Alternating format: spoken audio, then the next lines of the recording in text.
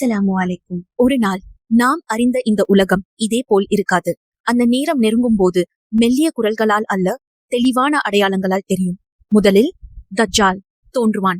அவன் இதயங்களை அதிர வைக்கும் அளவுக்கு நம்ப வைக்கும் பொய்களை பரப்புவான். ஆனால் ஈமான் உறுதியாக உள்ளவர்கள் அவன் ஏமாற்றத்தை உணர்வார்கள். பின்னர் ஈசா அலைஹிஸ்ஸலாம் வானத்தில் இருந்து இறங்குவார்கள்.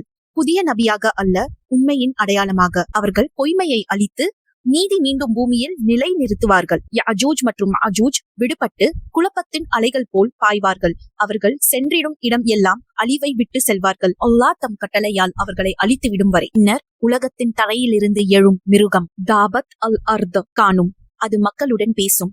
நம்பிக்கையுள்ளவர்களையும் நம்பிக்கையற்றவர்களையும் வேறுபடுத்தும். ஒரு நாள் சூரியன் மேற்கிலிருந்து உதிக்கும். தௌபாவின் வாசல் மூடப்படும். அப்போது எந்த உயிருக்கும் அல்லாவின் பாதுகாப்பு கிடையாது. புகை வானத்தை நிரப்பும். நெருப்பு மக்களை அவர்கள் இறுதியான கூடும் இடத்துக்கு தள்ளும். பின்னர் சூர் ஊதப்படும். ஒருமுறை மரணத்திற்காக, மறுமுறை உயிர் தெழுதலுக்காக. ஒவ்வொரு அடையாளமும் எச்சரிக்கை மட்டுமல்ல, அது ரஹ்மா. அந்த நாள் வரும் முன் விழித்தெழுமாறு சொல்லும் நினைவூட்டல்.